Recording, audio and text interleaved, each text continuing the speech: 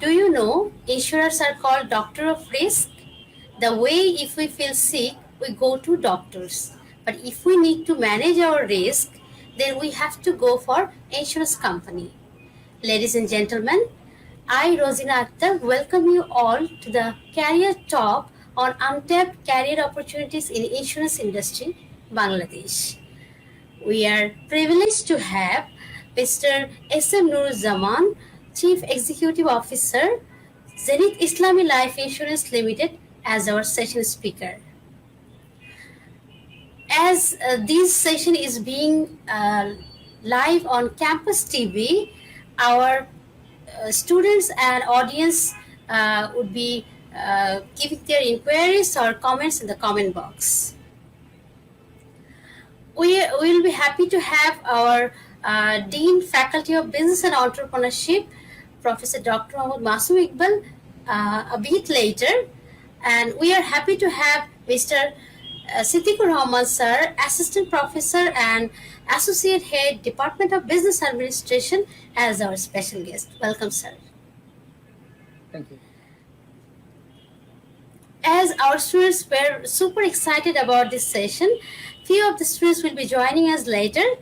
At the very beginning of the show, let me just welcome Mr. Siddiqur Rahman Sir to say a few lines about Department of Business Administration and how this department is facilitating our students for their career path. Sir. Thank you very much, everyone, and good afternoon. As Siddiqur Rahman, representing my department, Department of Business Administration. We are under the Faculty of Business and Entrepreneurship. Ms. Rosina, thank you very much again to invite me and give me a chance to represent my department in this live session. As I can say that all of my students, those who are in bachelor degree doing their major, a lot of students actually look for the major in different fields, but there's an opportunity from our department to choose the major banking and insurance in BBA and insurance major only in MBA program. Top of that, we usually go through different workshops. We come up with different seminars, symposium, and help our students to enhance their skill for the future career path. In this stage, Department of Business Administration launched Job Placement Center, and that will come up with a concept that will bring the student or help the student to enhance their career skill for the future career path. All right. So from the Department of Business Administration, I can proudly say that if you are with us, we'll always come up with some different activities, including workshop, seminar. Even today's program is part of this whole program. So obviously, thanks goes to Ms. Rosina again to organize such a great event, and Mr. Nuruzzaman with us, CEO, Zenith Insurance, Islamic Insurance Company, to come and give your valuable time. Top of that, I would like to invite my student to choose one of the major. Actually, we're offering, as I said before, banking and insurance if you're doing the BBA, and if you're doing MBA degree in future, insurance in major. So I'll be glad to support and give any questions answered during this session. Thank you very much and appreciate, and let me allow you this session. Thank you. Thank you so much, sir, for your wonderful sharing. Before we get into the main discussion of the topic, as we know, our topic is untapped career opportunities in insurance industry, and we have already introduced our guests today. Let me just get you a brief view of our today's guest. জনাব S.M. Nuruzzaman zenith ইসলামী life insurance লিমিটেডের মুখ্য নির্বাহী কর্মকর্তা হিসেবে বর্তমানে দায়িত্বরত আছেন। বাংলাদেশে ইসলামিক ইন্স্যুরেন্স শিল্প নিয়ে যারা খুব দৃঢ়তার সাথে কাজ করে আসছেন এবং এই শিল্পকে একটি উন্নয়নশীল অবস্থানে অধিষ্ঠিত করেছেন, জনাব S.M. নুরুজ্জামান তাদের মধ্যে অন্যতম। দীর্ঘদিন যাবৎ তিনি এই শিল্পে নিয়োজিত আছেন এবং দৃঢ়তার সাথে তার কর্মদক্ষতা স্বাক্ষর রাখতে সক্ষম হয়েছেন। মেঘনা লাইফ ইন্স্যুরেন্সে যোগদানের মাধ্যমে তিনি বীমা শিল্পে ক্যারিয়ার শুরু করেন। পরবর্তীতে জনাব S.M. নুরুজ্জামান ফারিস ইসলামী লাইফ ইন্স্যুরেন্সের দীর্ঘ এক যুগ বিভিন্ন গুরুত্বপূর্ণ পদে সফলতা ও দক্ষতার সাথে দায়িত্ব পালনের পাশাপাশি ব্যবস্থাপনা পরিচালকের দায়িত্ব পালন করেছেন। এরপর তিনি বাইরা লাইফ ইন্স্যুরেন্সের ডিএমডি পদে কর্মরত ছিলেন। বীমা শিল্পে কর্মরত থাকার পাশাপাশি জনাব S.M. নুরুজ্জামান বিভিন্ন সামাজিক, সাংস্কৃতিক, সেবামূলক ও সংস্কারধর্মী প্রতিষ্ঠান ও কর্মকাণ্ডের সাথে প্রত্যক্ষভাবে জড়িত। এছাড়াও ইসলামী বীমা ব্যবসার উপর গবেষণাধর্মী লেখালেখি করেছেন। পেশাগত দায়িত্ব পালনের প্রয়োজনে বিভিন্ন আন্তর্জাতিক প্রশিক্ষণ গ্রহণের জন্য তিনি Bharat, Nepal, Singapore, Malaysia, Saudi Arab ও সংযুক্ত আরব আমিরাত সহ বিভিন্ন দেশে একাধিকবার সফর করেছেন। So, ladies and gentlemen, please welcome our today's guest, Mr. Ehsan Nuruzzaman. I'd like to ask you a very important question. I mean, the thing we had thought about, like how our students can explore this sector and how vibrant this sector can be for our students. Let's just hear from you, sir. Over to you.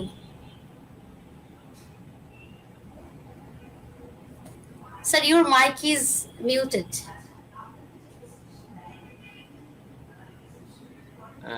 আসসালামু আলাইকুম, thank you very much আপনার সুন্দর উপস্থাপনার জন্য। Special guest, সম্মানিত moderator, আমরা আমাদের সাথে মাননীয় সভাপতি হয়তো যোগদান করবেন। তো আমি আপনাদেরকে প্রথমে ধন্যবাদ জানাচ্ছি এবং বিশ্ববিদ্যালয় কর্তৃপক্ষ ধন্যবাদ জানাচ্ছি যে আমাকে এই প্রোগ্রামে সুযোগ দেওয়ার জন্য। আর আমরা যে বিষয়টা নিয়ে আজকে আলোচনা করব সে বিষয়ে আপনি কথা বলেছেন। তো সেটা হচ্ছে যে এক নম্বর হচ্ছে আমরা আসতে পারি যে বীমার গুরুত্ব, বীমা কেন আসলে প্রয়োজন। বীমার গুরুত্ব হচ্ছে বীমা হচ্ছে আর্থিক নিরাপত্তা। 2 নম্বর হচ্ছে বীমা হচ্ছে বাধ্যতামূলক সঞ্চয়। 3 নম্বর হচ্ছে বীমা হচ্ছে আয়কর রেয়াত পাওয়া যায়। এই যে বিষয়গুলো, এই বিষয়গুলো আমাদের কাছে মানে প্রথম জানা থাকা দরকার। 2 নম্বর হচ্ছে বীমাটা আমরা 2 ধরনের বলতে পারি, একটা হচ্ছে লাইফ আর একটা হচ্ছে নন লাইফ। আমি লাইফ সেক্টরে কাজ করছি, তো নন লাইফ সেক্টরে আমার যে অভিজ্ঞতা সেটা হচ্ছে নন লাইফ সেক্টরে আপনারা জানেন যে যেটা মোটরসাইকেল থেকে আরম্ভ করে গাড়ি, যে কোনো বাধ্যতামূলক পলিসিগুলো নন লাইফ করে থাকে। আর লাইফ সেক্টরটা করে জীবন বীমা এবং গ্রুপ এবং হেলথ এই পলিসিগুলো করে থাকে। তো আপনারা আসলে এখন আসেন পেশা হিসেবে আমরা বীমা, পেশার কথা যদি বলতে হয় প্রথমে আমাদেরকে বলতে হবে জাতির জনক বঙ্গবন্ধু শেখ মুজিবুর রহমান, তার একটা মাত্র পেশা ছিল, সেটা বীমা পেশা। এবং এটা উনি আলফা ইন্স্যুরেন্সে কাজ করেছেন। 1 মার্চকে এটা বীমা দিবস হিসেবে পালন করা হয় গত বছর থেকে, আপনারা জেনে খুশি হবেন। 1 মার্চ বীমা দিবস উপলক্ষে মাননীয় প্রধানমন্ত্রী গত প্রোগ্রামে ছিলেন। এবছরও মাননীয় প্রধানমন্ত্রী অনলাইনে যুক্ত ছিলেন, আমাদের টিউন সাহেবরা ছিলেন, ডিসি সাহেবরা, বিভাগীয় কমিশনাররা, সেমিনার, সিম্পোজিয়াম, র্যালি করা হয়েছে। তো এটা একটা বীমার জন্য একটা ইতিবাচক দিক এবং ইমেজ যে সংকট, এই সংকটটা কেটে উঠবে। আর বীমাটাকে আমরা অনেকেই সমিতি, multipurpose, NGO, high high company মনে করা থাকে। এই জন্য বীমার প্রতি মানুষের বিশেষ করে আমরা যারা কমার্স ব্যাকগ্রাউন্ডে লেখাপড়া করে থাকি ক্লাস 9 থেকে, তারা বীমা সম্পর্কে একটু আমরা নলেজ থাকে।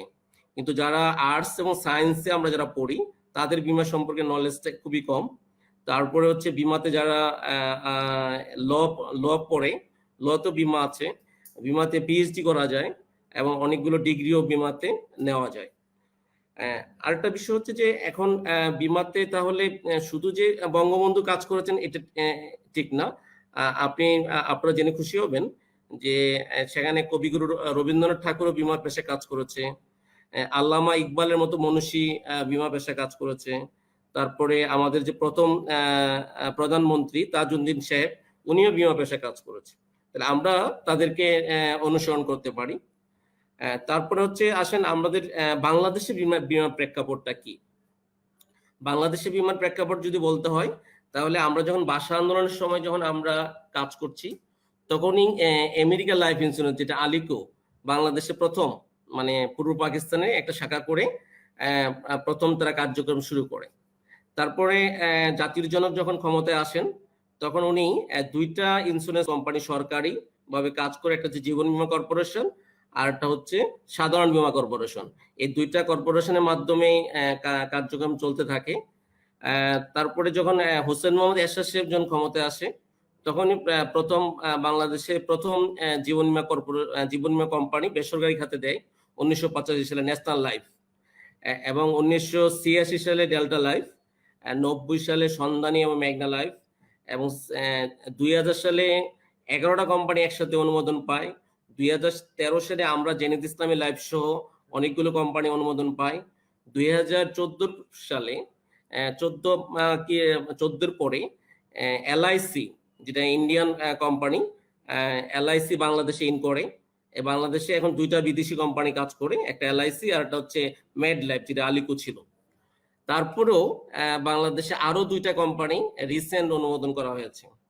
তো তারপর আপনাদেরকে একটা যদি আমি পরিসংখ্যান দেই, যে বাংলাদেশে জিডিপিতে বীমার অবস্থান খুবই নগণ্য। তারপর হচ্ছে বাংলাদেশে এতগুলো কোম্পানি মিলেও আমরা 1% মতো লোকজনের বীমা করাতে পারিনি। তো এটার এই যে মানে আমাদের যে অবস্থান আছে, যদি আমরা মনে করি আপনাদের ইউনিভার্সিটি সহ বাংলাদেশে যে বেসরকারি যে ইউনিভার্সিটি গুলো আছে, পাবলিক ইউনিভার্সিটি গুলো আছে, যদি বীমাতে যদি ওনারা আগ্রহী করতে পারি, পেশা হিসেবে বীমাতে যদি নিয়ে আসতে পারি, তাহলে বেকারত্ব বিমোচন হবে, দারিদ্র্য বিমোচন হবে। তার পাশাপাশি তারা এতিমের পাশে দাঁড়াতে পারবে, বিধবা মায়ের হাসি ফোটাতে পারবে, এই কাজগুলো করতে পারবে। এটা বিরাট সেক্টর, এই সেক্টরে কাজ করার। আমি আমার নিজের উদাহরণ যদি দেই, আমি যখন 97-এ আমি যখন ইন্টারমিডিয়েটের ছাত্র, তখন আমি বীমা পেশায় এখানে এসেছি। এবং আমি যখন আপনি যে আপনার উপস্থাপনায় বলেছিলেন যে আমি ফারিস ইসলামী লাইফের ম্যানেজিং ডাইরেক্টর ছিলাম ভারপ্রাপ্ত, আমার বয়স তখন 31 বছর। মানে এখন আমাদের যারা স্টুডেন্ট, তারা যদি চিন্তা করে যে একজন সিইও হবে, সিইও হতে হলে কিন্তু বীমার জন্য তাকে 15 বছর কাজ করতে হবে তার ক্যারিয়ারের জন্য। 15 বছর কাজ করলে আর মাস্টার ডিগ্রি পাস হলে, আর সে যদি তার নিচের পোস্ট মানে এমডি বা এডিশনাল পোস্টে যদি 3 বছর থাকে, তাহলে সিইও হতে পারে। এবং আমাদের সিইও হওয়ার অনেক অভাব, মানে অনেক কোম্পানিগুলোই কারেন্ট চার্জ দিয়ে চলছে, কিন্তু সিইও নেই। তো আমরা মনে করি যে আমাদের আজকের যে বিশ্ববিদ্যালয়ের যে যারা স্টুডেন্ট, তারা এটাকে স্বপ্ন দেখতে পারে। এই স্বপ্নের জন্য কি করতে হবে? 1 নম্বর হচ্ছে আত্মবিশ্বাস থাকতে হবে নিজের উপরে, যে আমি পারবো, আমার দ্বারা সম্ভব। মানুষ পারে না পৃথিবীতে এমন কোনো কাজই নাই। মানুষ হচ্ছে আশরাফুল মাখলুকাত, মানুষ হচ্ছে সৃষ্টির সেরা জীব। আজকের মানুষ চাঁদে চলে গেছে, আজকের মানুষ মঙ্গল গ্রহে চলে গেছে। তো আমরা বিমা পেশায় সফল হবো না, এটা যদি আমরা বলি তাহলে এটা অবাস্তব। 2 নম্বর হচ্ছে আমাদের মধ্যে বিনয়ী হতে হবে, আমাদের মধ্যে পরিশ্রমী হতে হবে। আমরা যদি পরিশ্রমী হতে পারি, বিনয়ী হতে পারি, আমরা যদি ট্রেনিংটা নিতে পারি, কারণ এখানে বীমার জন্য সবচেয়ে বড় হচ্ছে ট্রেনিং। আমরা যদি ট্রেনিংটা আমরা নিতে পারি, তাহলে আমি মনে করি যে আমাদের যে স্টুডেন্ট ভাই বোনেরা শুনতেছেন, এখান থেকে মিনিমাম আপনি একেবারে যদি কমও ইনকাম করেন, যদি পার্ট টাইমও ইনকাম করেন, তাহলে 20,000 টাকা, ম্যাক্সিমাম আপনি 2 লাখ টাকা ইনকাম করতে পারবেন। সে সুযোগ বীমা কোম্পানিতে আছে। তো এটার জন্য কি করতে হবে? আপনার যোগ্যতা কি লাগবে? আপনার একাডেমিক সার্টিফিকেট গুলোর কপি লাগবে, আপনার মাত্র 220 টাকা ইনভেস্টমেন্ট লাগবে। আমরা যারা স্টুডেন্ট, আমরা কি করছি? আমরা যারা স্টুডেন্ট, আমরা টিউশনি করাচ্ছি। এই টিউশনিটা কিন্তু আমি কিন্তু আমার সিভিতে লিখতে পারছি না যে আমি টিউশনি করাই, ঠিক আছে? তো আমি যখন বীমাতে কাজ করব, তখন কিন্তু আমি সিভিতে লিখতে পারবো যে আমি এত তারিখে একটা বীমা কোম্পানিতে আমি জব করেছি। হ্যাঁ, আর যদি আমার বিসিএস হয়ে যায়, মানে বেটার কিছু হয়ে যায়, তাহলে আমি বীমা ছেড়ে দিলাম। মানে আমি পার্ট টাইম একটা অভিজ্ঞতা কিন্তু আমি নিতে পারি এখানে, ঠিক আছে? আমরা যতক্ষণ ইন্টারনেটে সময় নষ্ট করছি, ফেসবুক, ইউটিউব, তারপরে আমাদের যে নোংরা পলিটিক্সে আমরা যেভাবে আমরা জড়িত হয়ে যাচ্ছি, এর চেয়ে যদি মানুষের কল্যাণে কিছু করতে হয়, তাহলে বীমার চেয়ে উত্তম আর কাজ কিছুই না। তো আমরা এই জন্য এই কাজটাকে আগায় নিতে হবে। আর আমরা আপনারা জেনে খুশি হবেন যে এখন ডিজিটাল হওয়ার কারণে যে ক্রাইমগুলো আগে হতো, ওই ক্রাইমগুলো আপনার 90% বন্ধ হয়ে গেছে। যেমন আগে তো টাকা পয়সা ক্লায়েন্ট টাকা দিলে কর্মীরা রেখে দিতে পারতো, কিন্তু এখন কিন্তু কর্মীদের রেখে দেওয়ার কোনো সুযোগ নাই, কারণ ক্লায়েন্ট নিজে SMS পাচ্ছে সব কোম্পানিতেই। তারপর ক্লায়েন্ট তাদের ওয়েবসাইটে লগ ইন করে দেখতে পাচ্ছে যে তার টাকা জমা হয়েছে কিনা। এবং আপনারা আমাদের কোম্পানির কথা যদি বলি, আপনাদের পারমিশন নিয়ে, তো সেটা হচ্ছে যে আমাদের কোম্পানি প্রথম বাংলাদেশে বাংলা অ্যাপস চালু করেছে। জেনিত ইসলামী লাইফের বাংলা অ্যাপস আছে। জেনেত ইসলামী লাইভ প্রথম বাংলায় আপনার বাংলা এবং ইংরেজি দুই ভার্সনেই ওয়েবসাইট আছে, যেটা বাংলাদেশে অন্য অন্য ইন্স্যুরেন্স কোম্পানিতে শুধু ইংরেজি। কারণ আমরা জানি যে আমাদের এই বিশেষ করে লাইফ ইন্স্যুরেন্সের কাজটা আমাদের দিনমজুর, রিক্সাওয়ালা সবার জন্য করতে হয়। এই জন্য সবাই তো ইংরেজি বুঝতে পারে না, এই জন্য এই বিষয়টা আমরা গুরুত্ব দিয়ে এই কাজটা আমরা করেছি। তো আমরা আপনাদেরকে একটা যদি সংখ্যা দিই যে বাংলাদেশে এখন লাইফ ইন্স্যুরেন্স কার্যক্রম আছে 35টা আর নন লাইফ আছে 44টা, টোটাল 79টা কোম্পানি কাজ করছে। এই 79টা কোম্পানিকে সরকারের পাশাপাশি বিশ্ব ব্যাংকও কিন্তু আগেই আসছে যে সহযোগিতা করার জন্য। একটা বিরাট একটা ফান্ড বিশ্ব ব্যাংকের, যে এখানে সহযোগিতা করার জন্য তারা আগাচ্ছে। তো এখন আমাদের আইডিয়ার শক্তিশালী, আইডিয়ার বলতে আমি যেটা বোঝাচ্ছি, আপনারা যারা মডারেটর স্পেশাল গেস্ট ওনারা বুঝেন, আমাদের স্টুডেন্ট ভাইদের উদ্দেশ্য করে বলছি যে আইডিয়ার বলতে হচ্ছে যে আমাদের যে ব্যাংকগুলো রেগুলেটরি অথরিটি হচ্ছে বাংলাদেশ ব্যাংক। ব্যাংকগুলো কিন্তু ফাইন্যান্স মিনিস্ট্রি সরাসরি নিয়ন্ত্রণ করে না, বাংলাদেশ ব্যাংকের মাধ্যমে নিয়ন্ত্রণ করে। ঠিক বিমা কোম্পানিগুলো রেগুলেটরি অথরিটি হচ্ছে আইডিআরএ। তো এই আইডিআরএ যেমন শেয়ার মার্কেটের রেগুলেটরি অথরিটি হচ্ছে সিকিউরিটি এক্সচেঞ্জ কমিশন। তো আইডিআর এখন যেটা করছে, সর্বশেষ আইডিআর হচ্ছে 2010 সালের আইনের চলছে, 2010 সালের সর্বশেষ আইন। তো এই যে 2010 সালের আইনে আপনার ক্লায়েন্টের জন্য অনেক কিছু মানে করে দেওয়া হয়েছে, যে ক্লায়েন্টের নিরাপত্তার জন্য, এক নম্বর। 2 নম্বর হচ্ছে 2010 সালের আইনের পরে কিছু প্রবিধান মালা বাকি ছিল, সেই প্রবিধান মালাগুলো হয়ে গেছে। 3 নম্বর হচ্ছে মানে আইডিআর এখন আপনারা জানেন যে বড় দুইটা কাজ করেছে, এটার মধ্যে হচ্ছে তারা 2টা কোম্পানির প্রশাসক নিয়োগ দিয়েছে। এটা একটা বিরাট মানে সিগনাল যে কোনো ক্রাইম করলে সে ক্রাইমটাকে আইডিয়া ট্যাকেল দিতে পারছে। আর 3 নম্বর হচ্ছে তারা মানে ক্লেম সেটেল করার জন্য খুব সিরিয়াসলি উদ্যোগ নিচ্ছে। এবং আপনারা আমাদের কোম্পানি ওয়েবসাইট থেকে আরম্ভ করে সকল কোম্পানি ওয়েবসাইটে দেখবেন যে পেন্ডিং ক্লেমের লিস্ট তারা মানে ওপেন করে দিয়েছে, যে কতটা ক্লেম পেন্ডিং আছে। তো এভাবে আইডিয়ার যদি শক্তিশালী ভূমিকা পালন করে, তাহলে বিমার যে মার্কেটের যে গ্রহণযোগ্যতাটা এটা আরো ভালো আসবে। আর বিশেষ করে এখন মিডিয়ার কারণে, বিশেষ করে অনলাইন মিডিয়া আরো বেশি বিমার প্রচার প্রচারণা হচ্ছে। তো আমরা মনে করি যে আমাদের যেই ভাই বোনেরা শুনতেছেন, আমি মনে করি যে আপনারা পার্ট টাইমে শুরু করেন, আপনারা প্রয়োজনে আমার সাথে আসেন, যেহেতু আমরা আজকে আমি নিজে ইয়ে করছি, প্রয়োজনে আমি আমার মোবাইল নাম্বার আমাদের মডারেটর ম্যামের কাছে আছে, প্রয়োজনে আমি আমার মোবাইল নাম্বার, আমার ইমেল অ্যাড্রেস আমি দিয়ে দেব। আপনারা যদি আসেন, আমরা আপনাদেরকে ট্রেনিং করাবো, আপনাদেরকে একটা ভালো জায়গায় আমরা নিয়ে যেতে চাই, যাতে আপনারা যে হতাশা আছেন, হতাশাগ্রস্ত, সেটা এই হতাশাগ্রস্তরা থাকবেন না। আপনারা এখান থেকে মানে হীনমন্যতা ভুগবেন না, কারণ জাতির জনক যদি এই পেশা কাজ করতে পারে, আমি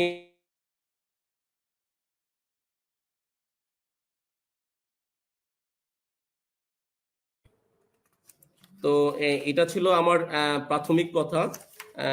আর আরো কিছু কথা আছে, যে কথাগুলো যদি আমি আমাদের মডারেটর পারমিশন দেয়।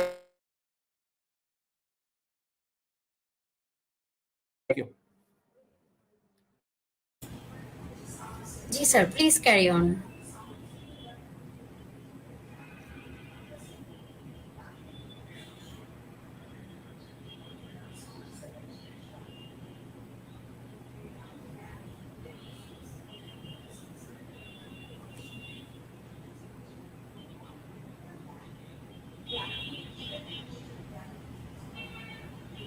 কিছুটা টেকনিক্যাল দুর্যোগ দেখা যাচ্ছে আমাদের গেস্টের এন্ড থেকে। আমরা দেখতে পাচ্ছি অনেক কমেন্টস এসেছে, আমাদের শিক্ষার্থীরা আসলে অনেক বেশি এক্সাইটেড ছিল এই সেশনটার ব্যাপারে। তো অনেকের কোয়েশ্চেন আছে, আমরা আসলে কোয়েশ্চেনগুলো নিব।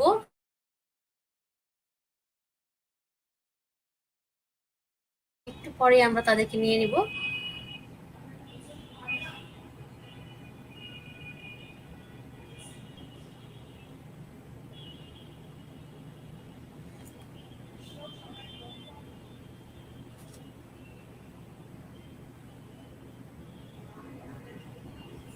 মিস, আমাদের সম্ভবত টেকনিক্যাল প্রবলেম হচ্ছে কামরুজ্জামান স্যারের কাছ জি থেকে। জি জি জি জি জি জি। জি জি, that's Nuruzzaman sir, we madam can আমি hear you কন্টিনিউ now. করব নাকি জি, জি, এই প্লিজ। মুহূর্তে আপনারা কিছু বলবেন তারপরে আর না, প্লিজ আপনি কন্টিনিউ করতে পারেন। তারপরে আমি বলবো? জি।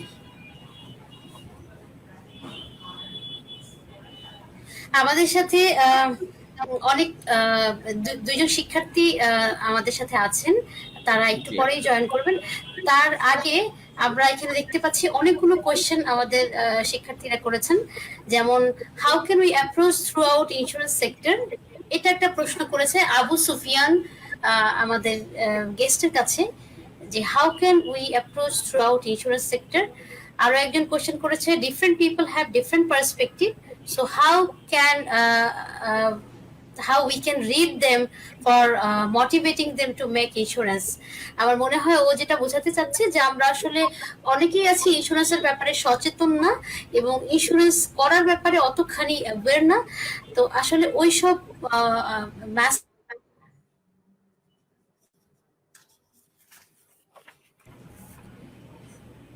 স্যার। জি থ্যাংক ইউ। আমরা দুইটা প্রশ্ন আমরা পেলাম আমাদের স্টুডেন্টদের কাছ থেকে। তো এটা হচ্ছে যে মানে সচেতনতার জন্য আমরা যেটা অ্যাওয়ারনেস বিল্ড আপ করতে পারি, আর শুধু আমাদের যে পুঁথিগত শিক্ষার মধ্যেই আমরা সচেতনতা পাবো না, আমাদের বাস্তব ধারণা আমাদের থাকতে হবে। আপনারা জানেন যে আমি যদি একটা উদাহরণ দেই, সেটা হচ্ছে নেপালের প্লেন দুর্ঘটনা। এই যে নেপালে যে প্লেন দুর্ঘটনা হয়েছে, সেখানে কিন্তু যারা মানে ক্ষতিগ্রস্ত হয়েছে, মানে যে পরিবারগুলো, এই পরিবারগুলো কিন্তু বীমার সুবিধা পেয়েছেন। তো এটা একটা বিষয়। 2 নম্বর হচ্ছে প্রশিক্ষণের কোনো বিকল্প নাই। মানে আমরা যদি প্রশিক্ষণটা দেওয়া হয়, তাহলে কিন্তু আপনার বীমার যে মানে পজিটিভ, বীমার যে নেগেটিভ, আমি যদি নেগেটিভ গুলো জানি, তখন কিন্তু আমি পজিটিভ মার্কেটিংটা করতে পারবো। হ্যাঁ, আমি যদি মনে করি আমি বাসে উঠলাম যে আমাকে পকেট কাটতে পারে, তখন কিন্তু আমি আমার পকেটের টাকাটা আমি মানে সাবধানে রাখবো। তো বীমার কিছু নেগেটিভ আছে। আমি যদি নেগেটিভ গুলো বলি, 1 নাম্বার হচ্ছে কিছু মানে কর্মকর্তারা যারা আসলে শিক্ষিত না, তারা মনে করে বীমাটা অসুস্থ লোকের বীমা করানো যাবে না। এখন কেউ যদি অসুস্থ লোকের বীমা করে, তো এটার জন্য ইন্ডাস্ট্রি দায়ী না, এটার জন্য 2-1 জন কর্মকর্তা এগুলো ফ্রড করে। 2 নম্বর হচ্ছে কেউ টাকাটা মানে নিজেই পকেটে রেখে দেয়, কোম্পানিতে জমা হয় না। এখন কিন্তু এই সুযোগটা নাই। এই সুযোগটা নাই এই জন্য বললাম যে এখন ব্যাংক যাওয়ার পরেও মোবাইল ব্যাংকিং আছে, নগদ আছে, বিকাশ আছে, রকেট আছে, মাস্টার কার্ড, ভিসা কার্ডের মাধ্যমে আমাদের কোম্পানির সহ অনেকগুলো কোম্পানিতে এই সুযোগটা আছে। তো এই জন্য ইচ্ছা করলেই মানুষ এই টাকাটা রাখতে পারছেন না। তো আর এটা হচ্ছে যে বীমার একটা আরো এক নেগেটিভ হচ্ছে যে এর কুসংস্কার কিছু আছে, যেমন এমন বীমা করলে হয়তো তাড়াতাড়ি মরে যাব, এমন একটা নেগেটিভ কথা আছে। শনি মঙ্গলবারে বীমা করা যাবে না। হ্যাঁ, তারপর হচ্ছে বীমা তো মরলে লাভ, বাঁচলে কোনো লাভ নাই। তারপর হচ্ছে বীমা তো এতদিন বাঁচবো আমি, এত লং টাইম বীমা, মানে এই ধরনের কিছু মানে নেগেটিভ কথা আমাদের প্রচলন আছে। কিছু নাটক সিনেমা তো বীমা সম্পর্কে একটু হ্যাঁ প্রতিপন্ন করে উপস্থাপন করা হয়। তো বীমা যারা কাজ করে তারা বলে আর কোনো চাকরি পান না, এই জন্য বীমাতে আসছেন। কিন্তু আপনারা যদি জেনে খুশি হবেন, যারা বাংলাদেশে বীমার সিও আছে, এমনও সিও আছে তারা 15 থেকে 20 লাখ টাকা বেতনই পায় সরকার, মানে সরকারের অ্যাপ্রুভাল বেতনই সে 15 থেকে 20 লাখ টাকা বাংলাদেশের মতো দেশে। হ্যাঁ, সিওদের বেতন, তাদেরকে কোম্পানিগুলো দিয়ে একটা জায়গায় 3টা গাড়ি দিয়ে রাখছে। তারপর তো আরো অনেক ফেসিলিটি। তো আমাদের যারা ভাইয়েরা এখানে আছেন, কারণ বীমাতে যারা মাত্র 8ম শ্রেণী পাস করলেই একজন কাজ করতে পারে, আর আমরা যারা এখানে প্রাইভেট ইউনিভার্সিটি যে ভাইয়েরা আছেন, যারা অনার্স পড়ছেন বা মাস্টার্স পড়ছেন বা মাস্টার্স পরীক্ষা শেষ করেছেন, তাদের জন্য তো স্বপ্ন হবে যে আমি সিও হব, এবং সিও হওয়ার জন্য আমার কি কি গুণাবলী দরকার সেটা আমরা কাজ করব। তো এজন্য আমাদেরকে বীমার ব্যাপারে আরো চ্যালেঞ্জ নিতে হবে। চ্যালেঞ্জটা হচ্ছে আজকে আপনারা দেখেন যে সেন্ট মার্টিন থেকে মানে টেকনাফ এখন সাঁতার কাটে চলে যাচ্ছে। একসময় কিন্তু এটা চিন্তা করতো না, এখন পঙ্গু এভারেজ জয় করছে। তো আমরা যদি দেখি যে পঙ্গু এভারেজ জয় করে সাঁতার কেটে মানুষ মানে চলে যায়, একটা সাগর পাড়ি দেয়, হ্যাঁ, তো আমাদের মধ্যে এই আত্মবিশ্বাসটা থাকতে হবে যে আমি পারবো। আমাকে আল্লাহ আমাকে এই সফটওয়্যারটা দিয়েছে মাথা, এটার মাধ্যমে আমি মানুষের উপকারও করব এবং আমার নিজেরও ডেভেলপ হবে এবং সরকারের রাজস্ব আয় বাড়বে। আপনি বীমা কোম্পানিতে কিন্তু এটা বিশাল অংশ ভ্যাট পাওয়া যায়, বিশাল অংশটা ট্যাক্স পাওয়া যায়। আর আমরা যে কমিশন পাই, এই কমিশনের 5% ট্যাক্স কিন্তু গভর্নমেন্টকে দিতে হয়। তো এটা একটা বিশাল অংশ। তো এই অংশটা কিন্তু দেশের একটা বড় অবস্থা। আপনারা জানেন যে বিশ্বব্যাংক যখন পদ্মা সেতুতে মানে না দেওয়ার জন্য মানে বললো, তখন আমরা বীমা কোম্পানিগুলো, বিশেষ করে বীমা কোম্পানি অ্যাসোসিয়েশনের প্রেসিডেন্ট শেখ কবির স্যার, উনি আপনার সাংবাদিক সম্মেলনকে বলছে যে আমরা যারা বীমা কোম্পানিগুলো আছে আমাদের টাকা দিয়েই আমরা পদ্মা সেতু করে দিতে পারবো। তো এটা একটা আমরা বীমা কোম্পানি কোথায় চলে গেছে। তো আমরা মনে করি যে এখন খুব আগের দিনটা নাই যে বীমা কোম্পানি ফাঁকি দেওয়ার, তো সেটাকে আমরা আগায় নিতে পারবো। আর একটা বিষয় যে এখন মার্কেটটা কিন্তু অনেকটাই খালি। মানে এটা এই এই খালিদটাকে আমাদের কিন্তু আগায় আসতে হবে। Thank you. Thank you sir. আরো কিছু কোশ্চেন আমরা পাচ্ছি। একজন প্রশ্ন করেছে, পড়াশোনার পাশাপাশি কি জব করা যাবে কিনা? এটা তো থ্যাংক ইউ। এটা তো আমি নিজেই উত্তর দিলাম আপনাদের কাছে। আমি যখন ইন্টারমিডিয়েট পড়ি তখনই আমি বিমাতে এসেছি, তারপরে আমি মাস্টার ডিগ্রি করেছি, পিএইচডি করেছি। তো এখন আমার কথা হচ্ছে যে পার্ট টাইমে তো কাজটা করব আমরা। পার্ট টাইমে কাজটা করতে পারলেই তো মানে আমাদের জন্য সবচেয়ে ভালো হবে। আর পার্ট টাইমে যদি আমি কাজ করতে চাই তাহলে আমাদের যে কাজটা আমাদের কোম্পানির কথাই বলি, যে আমাদের দুইটা নতুন আমরা প্রজেক্ট চালু করেছি। একটা হচ্ছে সিটি প্রজেক্ট, আর একটা হচ্ছে আমাদের দেশ প্রজেক্ট। আমরা মনে করি এই সিটি প্রজেক্ট এবং দেশ প্রজেক্টে যদি আমাদের এখানে পার্ট টাইমে কাজ করে তার ভবিষ্যতে আমি বলতে পারি যে সে এখান থেকে যদি কাজ শুরু করে সে আর মানে এই পেশা মানে অন্য কোনো পেশাতে সে যাবে না, কোনো ব্যবসাতেও যাবে না, সরকারি চাকরিতেও যাবে না, সে এটাকেই একটা পেশা হিসেবে নেবে। এটা আমি একেবারে গ্যারান্টি দিয়ে বলতে পারি যদি সে আমাদের এটা ট্রেনিং নেয়। যে আমরা কি বলেছি সেখানে, আমরা সেখানে দেখিয়েছি যে সে যদি মানে ক্লাব বোনাসের কথা বলেছি, সে যদি ক্লাব মেম্বার হয় সে আজীবন ইনকাম করতে পারবে। সে ট্যুর পাবে, সে একটা মিনিমাম বিজনেস করতে পারলে সে ট্যুর সেখানে কক্সবাজার, সিলেট, মালয়েশিয়া, সিঙ্গাপুর, এই সমস্ত দেশে সে ভ্রমণ করতে পারবে। আমরা তাকে দিয়েছি গ্রুপ এবং হেলথের ফেসিলিটি। সে যদি অসুস্থ হয় তাহলে সে হাসপাতালে বেনিফিট পাবে।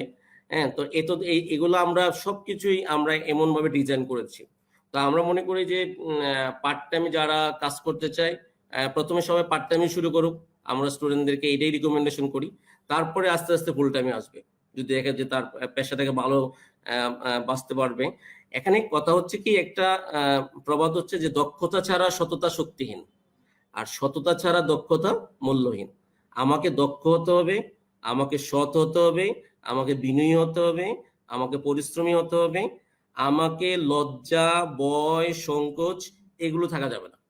আমাকে চিন্তা করতে হবে যে আমি কোনো জঙ্গি সংগঠনের সাথে জড়িত না, যে আমি মানুষকে বিমার দাওয়াত দিতে পারবো না। ঠিক আছে, আমি বিমার দাওয়াত দেবো, আমার ক্লায়েন্ট হতে পারে মাননীয় প্রধানমন্ত্রী থেকে আরম্ভ করে একেবারে যিনি রিক্সা চালায়, একেবারে যিনি দিন মজুর, সেও আমার ক্লায়েন্ট হতে পারে। তো আমার এই যে ক্লায়েন্ট হওয়ার জন্য আমাকে সেভাবে আমাকে আত্মবিশ্বাস নিয়ে আগে যেতে হবে, তাহলে আমি পারবো। ঠিক আছে, এখন আমরা যদি অনেক সময় আমরা হীনমন্যতে ভুগি যে আমি ঢাকা ইউনিভার্সিটিতে লেখাপড়া করে নাই, তাহলে আমার জীবন শেষ। আমি হীনমন্যতা ভুগি যে আমি বুয়েটে পড়লাম না, তাহলে আমার জীবন শেষ। আসলে কিন্তু এই হীনমন্যতার কারণে আপনি একবার ইউনিভার্সিটিতে না পড়েও তো মানুষ জীবন অনেক অনেক কিছু করেছে। তো এই জন্য এই হীনমন্যতা গুলো যদি আমরা ভোগ করতে বাদ দিতে পারি তাহলে আমরা সফল হতে পারবো। Thank you. আমাদের সিদ্দিক স্যার কিছু বলতে চাচ্ছেন বোধহয়। জি জি, সিদ্দিক স্যারের কথা শুনি। জি, thank you very much sir. With the permission of Nuruzzaman sir, আমি কিছু শেয়ার করতে চাই, যদি অনুমতি দেন। স্যার আপনার মাইক্রোফোনটা off. Sir please go on. Alright, thank you. আমি আজকে যখন এই প্রোগ্রামের জন্য আমাকে স্পেশাল গেস্ট হিসেবে ইনভাইট হলো, তো আমি একটু রিসার্চ করলাম যে আসলে আমাকে তো বলতে হবে, তো আমি কিছু জেনে বলি, আমার নিজের এক্সপিরিয়েন্সটা একটু শেয়ার করি, আমি 2 মিনিট সময় নিব।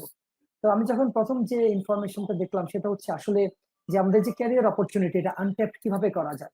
তো তখন একটা ইনফরমেশন আমাকে খুব নাড়া দিল, সেটা হচ্ছে গত বছর এপ্রিলে যতগুলো জব পোস্টিং হয়েছে আমাদের মিডিয়াতে, সেটা হতে পারে online portal, news paper, internal রিক্রুটমেন্টে, সেখানে দেখলাম গতবারের তুলনায় এই এপ্রিলে আমাদের 87% জব পোস্টিং ড্রপ করেছে।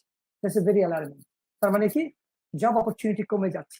অলরাইট, এটা একটা বড় অ্যালার্মিং। এবং আমি আমি বলছি না, এটা একজন যিনি মেটলাইফ ইন্স্যুরেন্স একজন লিখেছেন, এবং তার আর্টিকেল উদ্ধৃতি দিয়ে আমি বলছি, যেটা গত বছর সেপ্টেম্বরে পাবলিশ হয়েছে, এবং গত বছর এপ্রিল তুলনায় এই বছর এপ্রিলে সেটা 87% কম।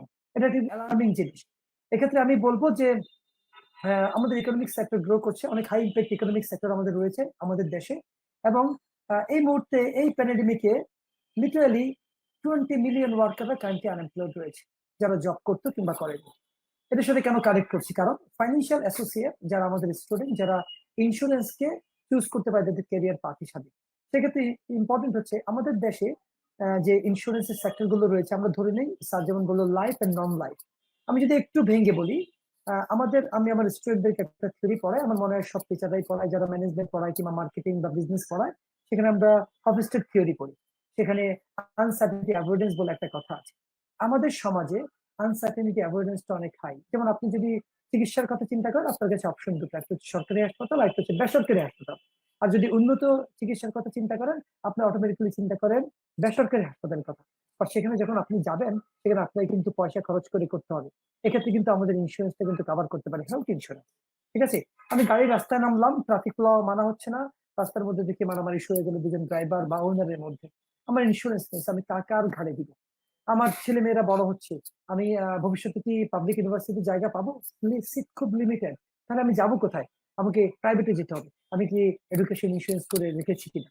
তো এরকম কিছু ইন্স্যুরেন্সের যদি কথা আমি বলি, ওয়েস্টার্ন বা ডেভেলপ কান্ট্রিগুলোতে করে আমার এক্সপিরিয়েন্স থেকে আমি যদি বলি, সেখানে ইন্স্যুরেন্স গুলো অনেক রকম। হেলথ, আপনি পাবলিক হেলথ নিচ্ছেন, কিন্তু প্রাইভেট আপনি ইন্স্যুরেন্স করা আছে, যদি আপনার ইমিডিয়েট সার্ভিস দরকার হয় বা আপনার বড় কোনো স্পেন্ডিং বা প্রায়োরিটি যেতে হয়, সেখানে আপনি হেলথে আছেন, ভেহিকেলে আছে, মোটরে আছে যেটা বলছেন। তবে মেডিকেল ইন্স্যুরেন্স স্পেসিফিক, যেমন শুধু দাঁতের ইন্স্যুরেন্স হয়, যেমন আপনি যদি ইন্স্যুরেন্স পে করবেন 6 মাস, 6 মাস পরে আপনার ইন্স্যুরেন্সটা কভার করবে। কারণ কি, এটা খুব এক্সপেন্সিভ ট্রিটমেন্ট, চাইলেই আপনি গিয়ে কোনো প্রাইভেটে যেতে পারবেন না, পাবলিক গেলে আপনাকে 6 মাস ওয়েট করতে হবে। খুব পেইনফুল একটা সময়, এক্সপেন্সিভ এন্ড পেইনফুল। আপনি কি করবেন, ইন্স্যুরেন্সটা দাঁতের করে ফেলবেন, ক্ষুদ্র একটা ইন্স্যুরেন্স। আমি অপরচুনিটি দেখাচ্ছি কেন জব অপরচুনিটি হিউজ আমাদের কান্ট্রিতে, কারণ আমাদের আনসার্টেনিটি অ্যাওয়ারনেসটা অনেক বেশি। এই থিওরি অনুযায়ী কিন্তু আমাদের জব অপরচুনিটি গ্রো করবে, ইন্ডাস্ট্রি আরো অনেক বেশি করবে। আপনি যেমন স্যার একটু বলেছিলেন এই সেক্টর এখনো ফাঁকা, ইয়েস, এই সেক্টরটা এখনো ফাঁকা। মানুষের দিনের ইনকাম যত বাড়তে থাকবে, আমাদের খরচটা হবে, আমাদের আনসার্টেনিটি অ্যাভারেজ গুলো আমরা আইডেন্টিফাই করতে পারবো, আমরা তখন এই জব সফটওয়্যারগুলোকে আমরা অ্যাকসেপ্ট করবো। এর বাইরে কি আছে, ইনকাম ইন্স্যুরেন্স হয় ওয়েস্টার্ন কান্ট্রিগুলোতে, কারণ আপনার ইনকামের সাথে মর্টগেজ কানেক্টেড, আপনার পেমেন্ট কানেক্টেড। সেক্ষেত্রে আপনি যদি 6 মাস বা 1 বছর ইন্স্যুরেন্স প্রিমিয়াম দিয়ে থাকেন, তারপর দেখা যাবে কি আপনার যদি জব চলেও যায়, আপনার বেসিক পেটা তারা করবে 6 মাস বা 1 বছর পর্যন্ত, বা আপনি যতদিন পর্যন্ত জব খুঁজে পাচ্ছেন আপনার লেভেলে। এটাতে প্রিমিয়াম ভ্যারি করে, এটা হচ্ছে আমার এক্সপিরিয়েন্স থেকে বলছি। এর বাইরে আমরা ট্রাভেল ইন্স্যুরেন্স করি, যদি ব্যাগ হারিয়ে ফেলেন, যদি ট্রাভেল আপনি ফ্লাইট মিস করেন, ফ্লাইটের কস্টিংটা তারা দিয়ে দেবে। লাইফ ইন্স্যুরেন্স স্যার বললেন, আমি একটা জাস্ট ওপেন করলাম যে এতগুলো সেক্টর এখনো আনটাস্ট, ওপেন। এবং আমাদের যারা স্টুডেন্ট আছেন তারা যদি এখনই শুরু করতে পারেন এই জবটা, যেমন স্যার বললেন, আমি তো কোনো জঙ্গি সংগঠনের না, আমি তো সততার মধ্যে বিক্রি করছি। আমি কি বিক্রি করছি? আমি সার্টেনিটি বিক্রি করছি, আপনার আনসার্টেন মুভমেন্টের জন্য সার্টেনিটি। আমার মনে হয় না এর চেয়ে বড় কোনো কথা থাকতে পারে। আপনি শুধু পরিশ্রম করলে হবে না, সৎ থাকতে হবে। সৎ থেকে পরিশ্রম করলে সাফল্য আপনার আসবে, এবং যাদেরকে আপনি হেল্প করছেন তারাও আপনাকে অ্যাপ্রিসিয়েট করবে। তো ক্যারিয়ার হিসাবে মনে হয় যে it's a really I opening session for all my audience. আমি আমার লিমিটেড এক্সপিরিয়েন্স থেকে আজকে মোমেন্টটা শেয়ার করলাম। ধন্যবাদ আমাকে সুযোগ দেওয়ার জন্য রোজিনা ম্যাডামকে, এবং আমাদের এক্সপার্ট হিসেবে যিনি আছেন আমাদের মেইন চিফ গেস্ট নুরজামান স্যারকে। Sir, thank you very much, appreciate. আপনার কথাগুলো অনেক মূল্যবান ছিল আমার স্টুডেন্টদের জন্য এবং আমার জন্য। Thank you so much, sir, for your wonderful sharing. আসলে স্যার এত সুন্দর করে উপস্থাপন করেছে কিছু কিছু বিষয়, যেমন আমাদের এই সেক্টরটা যে আনট্যাপড, এখন পর্যন্ত এডুকেটেড গ্র্যাজুয়েটসদেরকে আসলে ওইভাবে নেওয়া হচ্ছে না বা তারা যাচ্ছে না। হ্যাঁ, এই বিষয়ে আসলে অনেক থট প্রভোকিং কিছু কথা আসলে আমাদেরকে বললেন স্যার। আরো কিছু কোশ্চেন আছে আমাদের স্পিকারের কাছে। অনিক হাসান প্রশ্ন করেছে, স্যার আমার প্রশ্ন হচ্ছে মানুষের মনে বীমার প্রতি ভয় কিভাবে দূর করা যায়। আরো একটা প্রশ্ন এই টাইপেরই ছিল, আমরা দেখেছিলাম যে বীমা কোম্পানির নাম শুনলেই গালাগালি কেন করে মানুষ। তো এটা আপনার কাছ থেকে আমরা জানতে চাইবো যে আসলে এই ভীতিটা কিভাবে দূর করা যায় এবং আমাদের গ্রাজুয়েটরা এই অপরচুনিটিগুলো আসলে গ্র্যাব কিভাবে করতে পারে, আমার মনে হয় সেটা জানার প্রয়োজন মনে করছি। আমরা দেখতে পাচ্ছি আমাদের session chair professor doctor Mohammad Masum Iqbal sir has joined. Welcome sir. Thank you madam. আসসালামু আলাইকুম। ওয়ালাইকুম আসসালাম। জি আসসালামু আলাইকুম। আমাদের সেশন চেয়ার জয়েন করেছেন, এই জন্য আমি আমার ব্যক্তিগত পক্ষ থেকে ম্যানেজমেন্টের পক্ষ থেকেও ধন্যবাদ জানাচ্ছি। আমাকে আমাদের মডারেটর ম্যাডাম দুইটা প্রশ্ন করেছেন, তার আগে আমাদের সিদ্দিক স্যারের কথা সুন্দর উপস্থাপনের জন্য ধন্যবাদ। সিদ্দিক স্যার সুন্দর কথা বলেছেন। তো আমি প্রশ্ন উত্তর দেওয়ার আগে কিছু কথা বলতে চাই, সেটা হচ্ছে আমরা আপনারা জানেন, আমাদের স্টুডেন্ট ভাইদের উদ্দেশ্য করে বলছি যে আমরা 200 বছর ইংরেজদের কাছ থেকে আমরা গোলামি ছিলাম। মানে 200 বছর আমাদের ইংরেজরা আমাদেরকে শাসন করেছে। এই শাসন করার সময় ইংরেজরা আমাদের মাথার মধ্যে কেরানি চাকরির একটা মানে পদ দিয়েছে যে আমরা কেরানি হতে হবে। হ্যাঁ, আর এই জন্য বিমা পেশায় যদি কাউকে ডাকা হয় বলে যে ফিক্সড স্যালারি কত, মানে বিমা পেশায় কিন্তু ফিক্সড স্যালারি নাই। বিমা পেশায় শুরু কমিশন ভিত্তিক। এই জন্যই আমাদের 1 নম্বর হচ্ছে এই কমিশন ভিত্তিক হওয়ার কারণে এটা বিশ্বব্যাপী মানে বিমা পেশা। তো এই জন্য মানুষ মানে আগাচ্ছে না। আমাদের স্টুডেন্টরা এটাকে মনে করে যে 10,000 টাকা যদি ফিক্সড হয় তাহলে ঠিক আছে, কিন্তু মানে আনলিমিটেড 5 লাখ টাকা হইলো আমি যেতে পারবো না, এটা একটা বিষয়। 2 নম্বর হচ্ছে আপনারা জেনে খুশি হবেন যে আমরা কিছু ইউনিভার্সিটির সাথে খুব অল্প প্রিমিয়াম দিয়ে আমরা কাজ করছি। যেমন সাউথ ইস্ট ইউনিভার্সিটি 100 টাকা প্রিমিয়াম দিয়ে আমরা 1 লাখ টাকা ঝুঁকি বহন করছি স্টুডেন্টদের মাঝে। এই যে 100 টাকা আমাদের সাউথ ইস্ট ইউনিভার্সিটিতে আপনারা জানেন যে কক্সবাজারে গিয়ে প্রায় 3-4 জন স্টুডেন্ট মারা গেছে, সেখানে আমরা তাদের পরিবারদেরকে আমরা টাকা দিয়েছি। তো আমরা কিন্তু এই স্টুডেন্ট ইন্স্যুরেন্সটা আমরা বাংলাদেশে চালু করেছি, এবং শুধু স্টুডেন্ট না, আমাদের স্টুডেন্টদের যারা মানে অভিভাবক, যদি অভিভাবক মারা যায় তাহলে যাতে স্টুডেন্ট লেখাপড়া বন্ধ না হয়, এই জন্য এই গ্রুপ পলিসি আমরা সাউথ ইস্ট ইউনিভার্সিটিতে আছে, আমাদের জাহাঙ্গীরনগর ইউনিভার্সিটিতে আমরা কাজ করেছি, শেরেবাংলা ইউনিভার্সিটিতে আমাদের কাজ আছে, ইস্টার্ন ইউনিভার্সিটিতে আছে, এমনকি রিসেন্ট আমাদের ঢাকা ইউনিভার্সিটিতেও আমরা লয়েস্ট হয়েছি। ঢাকা ইউনিভার্সিটিতে আমাদের 2টা মানে ইয়াতে কর্মচারী এবং ইয়াতে মানে স্টুডেন্টদের, তো সেখানেও আমরা মনে করছি আমরা ঢাকা ইউনিভার্সিটিতে কাজ করতে পারবো। তো আমরা এই গ্রুপ ইন্স্যুরেন্স গুলো আমরা কাজ করছি। তো আমাদের যে ভাইয়ের প্রশ্ন হচ্ছে 1 নম্বর যে ভয়, আসলে ভয়টা কি? আমরা তো তেলাপোকাকেও ভয় পাই, আবার অনেকে কিন্তু বাঘকেও ভয় পায় না। ঠিক আছে, ভয় একটা হচ্ছে মানে মানসিক, যে আসলে আমি আলো দেখলেই মানে এটা, এই জন্য ভয়টাকে আমাদেরকে জয় করতে হবে। যে আমরা কিভাবে জয় করব? 1 নম্বর হচ্ছে যে এই ভয়ের জয় করার 1 নম্বর ইয়া হচ্ছে যে আমি পারবো। এই আমি পারবো এটা যদি না হয় তাহলে কিন্তু ভয়টা থেকেই যাবে। আমি যদি একটা গল্পের আকারে আমাদের স্টুডেন্টদেরকে বলতে পারি, গল্পটা এমন, গল্পটা হচ্ছে যে মানে এখন তো বিজ্ঞান অনেক আগায় গেছে। বিজ্ঞান আগে যাওয়ার কারণে আপনারা দেখেন যে কিডনি ট্রান্সফার করতে পারছে, ব্লাড ট্রান্সফার করতে পারছে, আই ট্রান্সফার করে। তো এখন এক জাপানির ব্রেন ড্যামেজ হয়ে গেছে। ব্রেন ড্যামেজ হওয়ার কারণে তোর ব্রেন ভেঙে গেল। তো ডক্টর বলল, আমি খুব সংক্ষেপে বলছি, ডক্টর বলল যে ব্রেন ভেঙে যান, গেলে ব্রেনটা আপনি রিপ্লেসমেন্ট করতে পারবেন।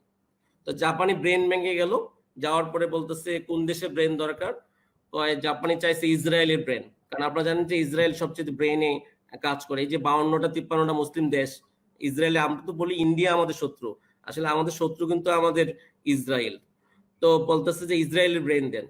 স্যার আপনি যদি ইসরায়েলের ব্রেন নেন তাহলে আপনি 6 মাস পরে চেঞ্জ করে নিতে হবে, আর দামও কম।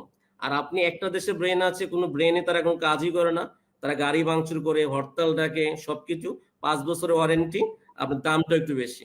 তো এটা বাংলাদেশি ব্রেন। তো এখন আমরা যদি মনে করি, আমাদের স্টুডেন্ট ভাইয়েরা যদি মনে করে যে ভয় পাবো, ভয় কেন পাবো? আমাদের স্টুডেন্টরা মাতৃভাষার জন্য আন্দোলন করেছে, আমাদের স্টুডেন্টরা স্বাধীনতা যুদ্ধের জন্য আন্দোলন করেছে, আমাদের স্টুডেন্টরা স্বৈরাচার বিরুদ্ধে আন্দোলন করেছে। এই স্টুডেন্টরা কি বিমা পেশায় কাজ করতে পারবো না, যেটা বঙ্গবন্ধু করে গেছে? তাহলে আমরা কিসের বঙ্গবন্ধুর সৈনিক আমরা বলি? তো এই জন্য আমরা মনে করি যে এই ভয়টা আমাদের পাওয়ার কিছু নাই। আরেকটা হচ্ছে গালিগালাজ করে। গালিগালাজ তো মহামানব থেকে করতো, আল্লাহ রসুলকে পাগল বলতো।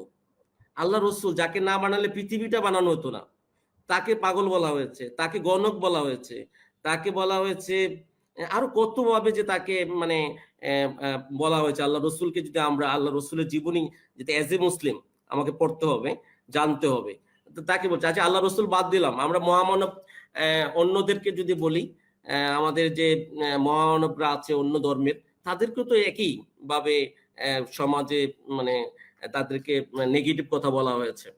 তো আমরা এটা মহাদেব এই যে বৌদ্ধ ধর্মের যিনি গুরু ছিলেন, তাকে একবার তার সাকৃত মানে খুব জোরাইছে পরে বলতেছে যে তার কাছ থেকে কিছু এই যে মেডিটেশন বা ধ্যান তার কাছ থেকে চর্চা করবে, কিন্তু মেডিটেশন ধ্যান আর চর্চা করতে পারতেছে না। তো সাকৃতের যে মানে নিয়ত যে খারাপ ছিল এটা উনি বুঝতে পেরেছিলেন। হ্যাঁ, তো বুঝতে পারার পর একদিন উনি এক জায়গায় বসে আছেন, তো সাকৃত বলতেছে, গুরু আমাকে কিছু তুমি উপদেশ তো দাওই না, এতদিন তোমার পিছে পিছে আছি, কিছুই পাচ্ছি না। তো এজন্য তো সাকৃতের অনেক কিছু গালিগালাজ করছে তাকে, সাকৃত তাকে প্রচুর গালিগালাজ করেছে।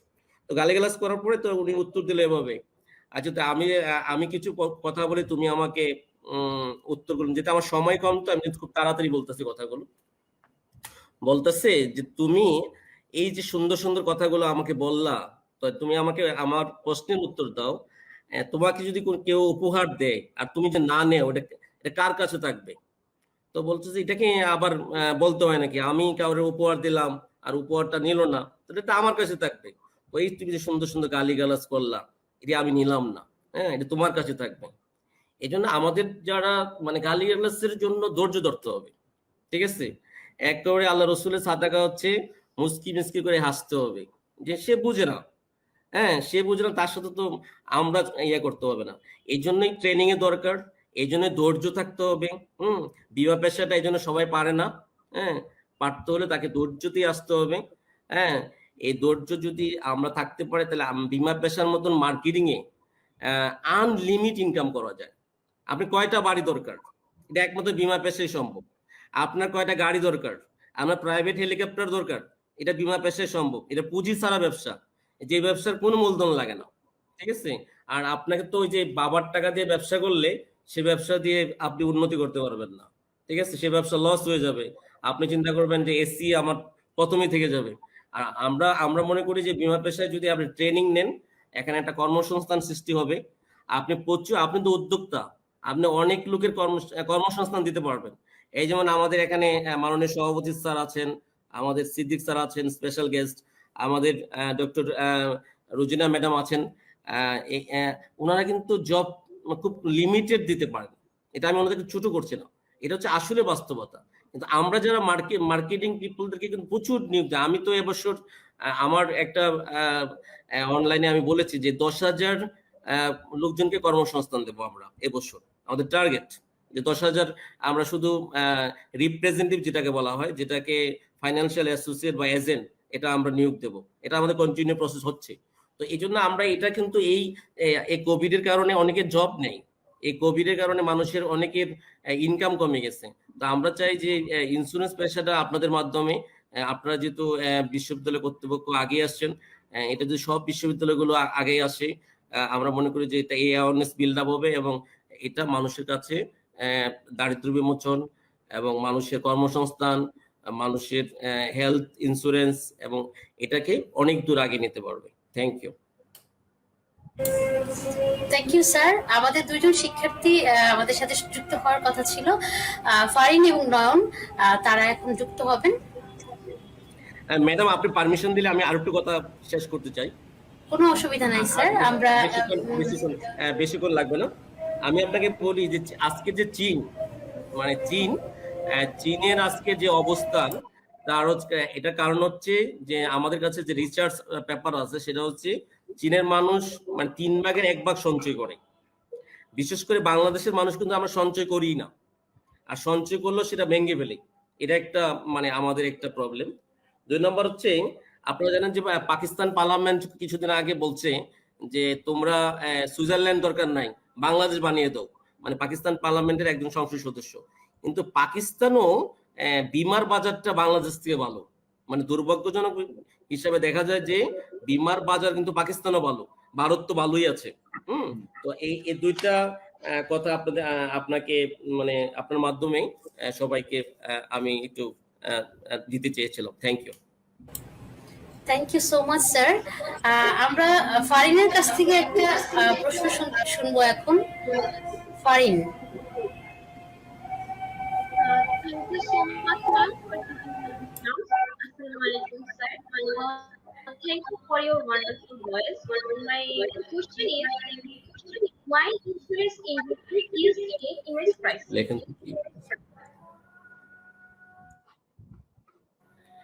আবার যদি রিপিট করেন। আচ্ছা, আমি ফারিনের হয়ে প্রশ্নটা করে দিচ্ছি। আমার মনে হয় ও যেটা বলতে চাচ্ছে সেটি হচ্ছে আমাদের ইন্স্যুরেন্স ইন্ডাস্ট্রিতে কিছুটা ইমেজ ক্রাইসিস আছে, যেটা কিনা আমরা দেখলাম কমেন্টসে দেখলাম যে ভয় পাওয়া, গালাগালি করা, যেগুলোর প্রশ্নের উত্তর অলরেডি আপনি দিয়েছেন। ওর প্রশ্নটাও এরকমটাই কিছুটা, যে আসলে এই ইমেজ ক্রাইসিসটা কিভাবে মিনিমাইজ করা যায় বলে মনে করছেন? থ্যাংক ইউ ফাইম ম্যাডামকে যে ওনার সুন্দর প্রশ্নের জন্য। আসলে উনি কথাটা সত্যিই বলেছেন যে ইন্স্যুরেন্স সেক্টরে ইমেজ ক্রাইসিস আছে, এটা আমি অস্বীকার করব না। কিন্তু ইমেজ ক্রাইসিস কিন্তু এখন মিনিমাইজ করার দিন আসছে। আমরা তো আমার কথাই বলছি যে বীমা দিবস হয়েছে, দেখেন ব্যাংকের কোনো দিবস নাই। বীমার যে দিবস হয়েছে, এই দিবস হওয়ার কারণেই এটা কিন্তু মানে এখন সবাই বীমা সম্পর্কে জানতে হচ্ছে। একজন বিসিএস যারা দিচ্ছে তারা কিন্তু বীমা জানতেই হবে, কারণ এটা সরকার যেহেতু দিবস মানে এটাকে পালন করছে। তো এভাবে একটা ইমেজ ক্রাইসিসটা ডেভেলপ হচ্ছে। 2 নম্বর হচ্ছে আমরা আইডিয়া শক্তিশালী হওয়ার কারণে আপনার মানে ক্লেম সেটেলমেন্ট দ্রুত হচ্ছে, এটা একটা মানে এটার কারণে ইমেজ ক্রাইসিস 2 নম্বরটা হচ্ছে। 3 নম্বর হচ্ছে তথ্য প্রযুক্তি যে এত ডেভেলপ হয়েছে আমাদের, এখন আমরা ইচ্ছা করলে এই তথ্য প্রযুক্তির মাধ্যমে আমাদের ক্লায়েন্ট দেখতে পাচ্ছে যে টাকাটা আসলে জমা হয়েছে কিনা, কত টাকা জমা হয়েছে, আমি কবে বোনাস পাবো, কবে আমি ম্যাচুরিটি হবে, সবকিছু কিন্তু তার কাছেই রয়ে গেছে। এই জন্য ইমেজ ক্রাইসিসের আমরা যারা কোম্পানি বা ইন্স্যুরেন্স অ্যাসোসিয়েশন বা ফোরাম আমরা যারা কাজ করছি, তারাও ইমেজ ক্রাইসিসের জন্য, ইমেজটাকে যাতে আরো ডেভেলপ করার জন্য সেটা প্রতিনিয়তই আমরা কাজ করে যাচ্ছি। আমরা গতকালও আমি ইদ্রাতে একটা মিটিং এ ছিলাম, সেখানে ফোরামের পক্ষ থেকে আমি ছিলাম। আমরা সেখানে ইউএমপি কার্যক্রম শুরু মানে কিভাবে শুরু হয় সেখানে আমি প্রস্তাব দিয়েছি যে আমাদের কিছু ব্যাড প্র্যাকটিস আছে, যে টানা পলিসি, এগুলো যদি বন্ধ হয়ে যায়, এই কোম্পানির পলিসি অন্য কোম্পানি নিয়ে যাওয়া, এগুলো যদি বন্ধ হয় আমরা অবশ্যই আমরা ইমেজ ডে বাই ডে আমাদের ডেভেলপ হবে। Thank you. আমরা নয়নের কাছ থেকে একটা প্রশ্ন শুনি। নয়ন। আমি বিজনেস ফ্যাকাল্টিতে পড়ছি স্যার। আর একটু জোরে বলতে হবে। স্যার আমি 8 সেমিস্টারে পড়ছি বিবিএ ফ্যাকাল্টিতে। হ্যাঁ, আমার কোশ্চেন হচ্ছে স্যার, যদি ইন্স্যুরেন্স ইন্ডাস্ট্রিতে আমাদের অ্যাপ্রোচ করতে হয় অ্যাজ এ স্টুডেন্ট হিসেবে, তাহলে আমাদের বেসিক্যালি স্যার কি কি স্কিলস গুলো রিকোয়ার করা দরকার? জি, থ্যাংক ইউ। জি, নয়নের হয়ে আমি প্রশ্নটা আবার করছি। আসলে নয়ন এবং ফারিন দুইজনই ইন্স্যুরেন্স এন্ড রিস্ক ম্যানেজমেন্ট কোর্সটা করছে এই সেমিস্টারে। ওরা 8 সেমিস্টারে দুইজন শিক্ষার্থী। তো নয়নের প্রশ্নটা হচ্ছে তারা যদি ইন্স্যুরেন্স ইন্ডাস্ট্রিতে অ্যাপ্রোচ করতে যায় তাহলে কি কি স্কিল তাদেরকে ডেভেলপ করতে হবে বলে মনে করছেন? সুন্দর প্রশ্ন। আমাদের যে প্রশ্নটা এসেছে, থ্যাংক ইউ। তো এটার জন্য যেটা করতে হবে, 1 নম্বর হচ্ছে মানসিক প্রস্তুতি। মানে 1 নম্বরই দরকার যে আমি এই ইয়াতে জবে আমি যাব, 1 নম্বর। 2 নম্বর হচ্ছে মানে আমার যে আমি একটা কোম্পানির সাথে, এটা আমাদের কোম্পানি হোক অথবা আদার্স কোনো কোম্পানির সাথে আমি একটা অ্যাপয়েন্টমেন্ট নেব। ঠিক আছে, যে আমি এটা 3 নম্বর হচ্ছে আমি প্রশিক্ষণ নেব, ওনারা কিভাবে ইন্স্যুরেন্সের প্রশিক্ষণ। আর ইন্স্যুরেন্সের প্রশিক্ষণ কিন্তু এখন ইচ্ছা করলে ঘরে বসে আপনি ইউটিউবের মাধ্যমে নেওয়া যায়, অনেকগুলো ইউটিউব চ্যানেল আছে যেটা মানে ইন্স্যুরেন্সের প্রশিক্ষণ দিয়ে থাকে। তারপর হচ্ছে কিছু ট্রেনিং সেন্টার আছে, সেই ট্রেনিং সেন্টারের মাধ্যমেও ইন্স্যুরেন্সের প্রশিক্ষণ দিয়ে থাকে। তো এই বাস্তব যদি আমরা স্কিল ডেভেলপমেন্টের জন্য, আমি এই কথাটা আগেও বলেছি, আবারও বলি, সেটা হচ্ছে যে দক্ষতাটা ছাড়া সততা হচ্ছে শক্তিহীন, আবার সততা ছাড়া দক্ষতা হচ্ছে মূল্যহীন। তো আমাদের দক্ষ হতে হবে। এই দক্ষ হওয়ার জন্য মানে এই প্রশিক্ষণের কোনো বিকল্প নাই। আমাদের প্রশিক্ষণ নিতে হবে, আমাদেরকে পরিশ্রমী হতে হবে, আমাদেরকে নিজের মানে আত্মবিশ্বাসটাকে বাড়াতে হবে। আমরা পারিব না এই শব্দটা আমাদেরকে একেবারে ডিলিট করে দিতে হবে। যে ইন্স্যুরেন্স পেশায় আমি অবশ্যই সফল হব। আপনাদেরকে আমি বলি, আমি যখন ইন্স্যুরেন্স পেশায় কাজ করেছি তখন আমি মাত্র বেতন পেয়েছি কমিশনে। আমি নিজে বলছি আমারটা, ঠিক আছে। আমি এখন কোম্পানিতে বেতন পাই 3 লাখ টাকা। তো বাংলাদেশের প্রেক্ষাপটে আমার বয়স হচ্ছে 43। তো বাংলাদেশের প্রেক্ষাপটে আমার একটা ফুল টাইম গাড়ি আছে, ঠিক আছে। আমি যেখানে যেখানে যাই সেখানে সব টাকা কোম্পানির। তো এটা বাংলাদেশের প্রেক্ষাপটে এর চেয়ে মানে শুকরিয়া আদায় করার আর কি থাকতে পারে, ঠিক আছে। তো এই জন্য আপনাদেরকে বলি যে আমি গ্রামের ছেলে, ঠিক আছে। তো এটা আমার নিজের বলছে। আমি একসময় ব্রাহ্মণবাড়িয়া ইনচার্জ ছিলাম, সিলেটের ইনচার্জ ছিলাম, আমি চিটাং এর ইনচার্জ ছিলাম, তারপরে একটা কোম্পানি ভারপ্রাপ্ত আমি এমডি ছিলাম, এখন এখানকার ফুল এমডি। তো এটা আসলে আমি মনে করি যে মানে আমি যদি এমডি হিসেবে এখনো 67 বছর কাজ করতে পারবো, ঠিক আছে, যদি আল্লাহ আমার হায়াত রাখে। তো আপনারা যারা আছেন, যারা আমরা, আপনাদেরকে তো অনেক সম্ভাবনা, ঠিক আছে। আপনারা যদি লেগে থাকেন, ঠিক আছে, পাঁচের লোকে কিছু বলে এই সমস্ত চিন্তাই করবেন না, ঠিক আছে। আপনারা তো উদ্যোক্তা হতে হবে। আর উদ্যোক্তা হওয়ার জন্য বীমা সেক্টরের মতো আর 2টা সেক্টর আছে, ওই সেক্টরে তো যেতে পারবেন না। একটা হচ্ছে গার্মেন্টস সেক্টর, আপনি ইচ্ছা করলে গার্মেন্টসে যেতে পারবেন না, গার্মেন্টসে যাওয়ার সুযোগ নাই আপনাদের। কারণ গার্মেন্টসে যেতে হয় ক্লাস 8-9 পড়ে, হ্যাঁ, অনার্সে পড়ে না, মাস্টার্সে পড়ে না। আপনি যদি বলেন বিদেশে, কোন দেশে যাবেন? সব দেশে যে গেলেই কিন্তু আমাদের এই যে স্যাররা, 3 স্যাররা বসে আছেন, 3 স্যাররা বিদেশে দেখে আছেন। আমাদের বিদেশে গেলে কিন্তু আমাদেরকে ম্যানেজার বানায় না, আমরা কিন্তু শ্রমিক হই। তো আমরা বিদেশে কেন যাব, ঠিক আছে। তো আমরা এই 3টা সেক্টরে আছে, একটা হচ্ছে ওভারসিজ, একটা হচ্ছে গার্মেন্টস, আর একটা হচ্ছে বীমা সেক্টর। আপনারা শিক্ষিতরা বীমা সেক্টরে আসেন, দেন বীমা সেক্টর ইমেজ চেঞ্জ হয়ে যাবে। বীমা সেক্টর মানে একেবারে মানে আমরা যেটা মানে চিন্তা করি, যেটা সোনার বাংলা চিন্তা করি, এই সোনার বাংলা নির্মাণে বীমা সেক্টর রাজস্ব আমরা যে ফাঁকি দেই, ব্যাট, ট্যাক্স, এগুলো আমরা যদি ঠিক মতো দেই, দেশের অর্থনীতি অনেক চেঞ্জ হয়ে যাবে। আমাদেরকে আগে আসা দরকার। Thank you. Thank you so much sir for your wonderful knowledge sharing. আসলে অনেক বেশি প্রশ্ন পাচ্ছি, অনেক অ্যাপ্রিসিয়েশন পাচ্ছি কমেন্ট বক্সে। যেহেতু আমাদের সময় স্বল্পতা, আমরা সব প্রশ্ন নিতে পারছি না, বাট আমার মনে হচ্ছে যে এই সেশনটা সবার জন্য অনেক বেশি অ্যাপ্রিসিয়েট করার মতোই ছিল। আমরা অনেক নতুন কিছু শিখতে পেরেছি যে ক্যারিয়ার, ইন্স্যুরেন্স সেক্টরে ক্যারিয়ার আসলে আমাদের গ্র্যাজুয়েটরা যদি করতে চায় তাহলে তাদেরকে কি কি করতে হবে এবং কোন ধরনের অপরচুনিটিগুলো অ্যাভেলেবেল আছে, মোটামুটি সবকিছুই আমরা আমাদের স্পিকারের কাছ থেকে আজকে জানতে পারলাম। এই মুহূর্তে may I request professor doctor Mohammad Masum Iqbal, Dean, Faculty of Business and Entrepreneurship, to enlighten us with his sharing about this session. Sir. Thank you so much, Rosina madam. Am I audible? Can you hear me, please? Madam, Yes, sir. You are. Please carry on. First of all, I would like to seek apology to all of you for being too late, and my gratitude and thanks to Mr. Asunur Joma, the CEO of Janet Life, for being with us on this occasion, a special occasion, and really it is a special occasion for us that you sharing. Is definitely enlightening our students about insurance and insurance career.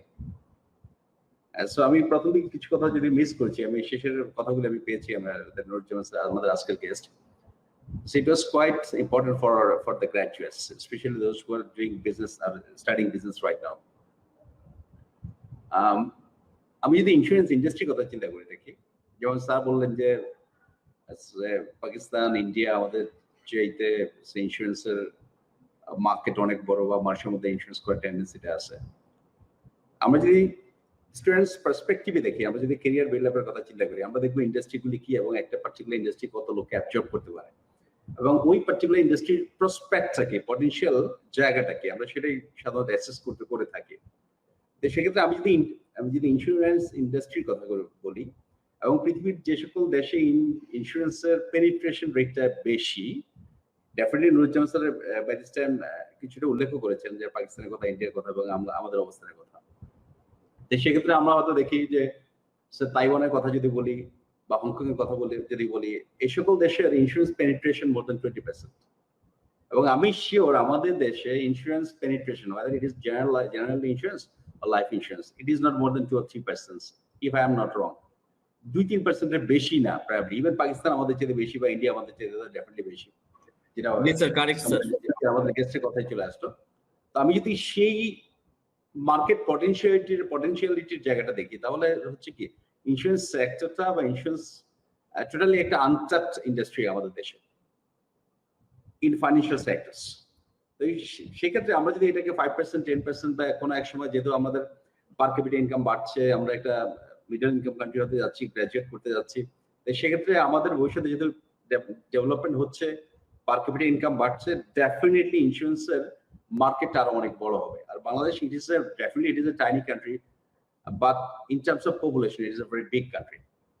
কারণ 18-19 কোটি মানুষ আছে, এই মানুষের যদি ইন্স্যুরেন্সের যে requirements, যে নিডটা যদি পূরণ করতে চায়, এই মুহূর্তে হয়তো আমাদের দেশে প্রায় 80টার মতো কোম্পানি আছে। আমরা জেনারেল লাইফ এবং জেনারেল ইন্স্যুরেন্স, লাইফ ইন্স্যুরেন্স বা অন্য যে ক্যাটাগরিগুলি আছে, 80 বা মোর দেন 80 হতে পারে। 79 স্যার, ঠিক আছে, 79, 80, সো আমি কাছাকাছি আছি। এই যে আমরা যদি 80টা কোম্পানির দিকে তাকাই, হয়তো ভবিষ্যতে আরো অনেক কোম্পানি আসবে বা এদের এক্সপানশন হবে, এদের বিজনেস অপারেশনস অনেক বেড়ে যাবে। তো সেক্ষেত্রে স্বাভাবিকভাবে অনেক লোকের এমপ্লয়মেন্টের অনেক সুযোগ আছে। এবং স্যার যেটা বললেন যে হ্যাঁ, আপনি কি চাই, আমরা আমাদের পার্সোনাল লাইফে আমাদের অ্যাচিভমেন্ট কি করতে চাই, এবং আমি যদি ইন্স্যুরেন্স ক্যারিয়ারের কথা চিন্তা করি, আমার কাছে তো মনে হয় যে পসিবিলিটি হচ্ছে simply endless, sky is the limit. যেমন কি চাই আমরা একটা পার্টিকুলার ক্যারিয়ারে, গাড়ি বাড়ি দিস এন্ড দ্যাট, আমরা যে কথাগুলি স্যার বললেন, এই ইন্স্যুরেন্স সেক্টরে কাজ করে হয়তো সবকিছুই সম্ভব। আরেকটা ব্যাপার হচ্ছে যে এই যে 80টা কোম্পানি এই মুহূর্তে কাজ করছে, এই 80টা কোম্পানি 80 জন সিইও লাগবে, like mister S M Nuruzzaman. তারপর সিএফও বা অন্য যে পজিশনস গুলি আছে, ম্যানেজারিয়াল পজিশনস গুলি আছে, আজকে তো 80টা কোম্পানি কাজ করে, কিন্তু in terms of the size of population in our country হয়তো ভবিষ্যতে আরো 100টা আরো 80টা কোম্পানি আসবে। এই কোম্পানিগুলির যে ম্যানেজারিয়াল পজিশনসে কিন্তু অনেক অপরচুনিটি থেকে যাচ্ছে। আর যেটা বললেন যে মার্কেটিং এ ইন্স্যুরেন্স হচ্ছে এমন একটা প্রোডাক্ট যেটা হচ্ছে হয়তো মোস্টলি আমরা অনেক সময় নিজেদের তাগিদে গিয়ে কিনি না। বাট আমি যদি মার্কেটিং ইন্স্যুরেন্সের ক্ষেত্রে বলি, বলছে it is such kind of product that is not bought by the customers, that is usually sold to the customers. হয়তো ওই যে মার্কেটিং স্কিলস যদি কারো থাকে, তাহলে ফিল্ড লেভেলে যারা কাজ করে, হয়তো ইন্স্যুরেন্স সেলিং এ যারা কাজ করে, তাদের সম্ভাবনা তো স্কাই ইজ দ্য লিমিট। মানে everything you can achieve by building your career, by applying your marketing skills. তো সেই জায়গাটা তো আছে। আর আমি সিওর কথা বললাম, আর শুধু ইন্স্যুরেন্সের ক্ষেত্রে শুধু সেলস পারসন হিসেবে কাজ করে তা কিন্তু না, অনেকগুলি সেক্টর আছে ইন্স্যুরেন্সের মধ্যে যেখানে আমরা আমাদের ক্যারিয়ারটাকে ডেভেলপ করতে পারি। আমরা রিস্ক ম্যানেজার হিসেবে কাজ করতে পারি, ক্লেম অ্যাডজাস্টার হিসেবে কাজ করতে পারি, আমরা এজেন্ট হিসেবে কাজ করতে পারি, আন্ডাররাইটিং আমরা করতে পারি, অ্যাকচুয়ারি নিয়ে কাজ করতে পারি। ইভেন ঢাকা ইউনিভার্সিটিতে অ্যাকচুয়ারি ইন্স্যুরেন্স এন্ড অ্যাকচুয়ারি সেখানে একটা মাস্টার্স অফার করছে তারা। তারপর হয়তো লস কন্ট্রোল হতে পারে, সার্ভিস রিপ্রেজেন্টেটিভ হিসেবে হতে পারে, সেলসে আমরা কাজ করতেই পারি। সো অনেকগুলি এরিয়া আছে যেখানে আমরা আমাদের ক্যারিয়ারটাকে ডেভেলপ করতে পারি ইন্স্যুরেন্স ইন্ডাস্ট্রিতে।